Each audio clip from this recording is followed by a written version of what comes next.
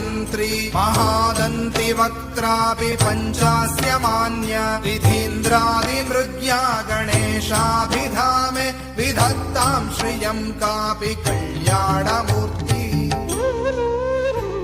न जानामि शब्दं न जानामि चार्थं न जानामि पद्यं न जानामि गद्यं चिदेकाषडास्या हृदि द्योतते मे मुखान्निस्सरन्ते गिरश्चापि चित्रम् मयूराधिरूढं महावाक्यगूढं मनोहारिदेहं महच्चित्तगेहं महीदेवदेवं महावेदभावं महादेवबालं भजे लोकपालम् यदा सन्निधानं गता मानवा मे भवाम्भोधिपारं गतास्ते तदैव इति व्यञ्जयन् सिन्धुतीरे य आस्ते तमीडे पवित्रं पराशक्तिपुत्रम्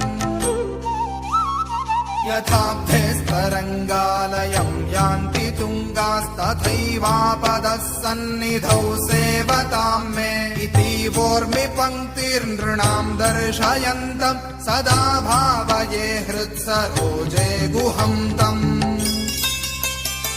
गिरौ मन्निवासेन राजेधिरूढास्तदा पर्वते राजते तेऽधिरूढाः इति बब्रुवन् गन्धशैलाधिरूढः स देवो मुदे मे सदा षण्मुखोऽस्तु नमस्ते नमस्ते प्रभो कार्तिकेय नमस्ते नमस्ते सदा स्कन्ददेव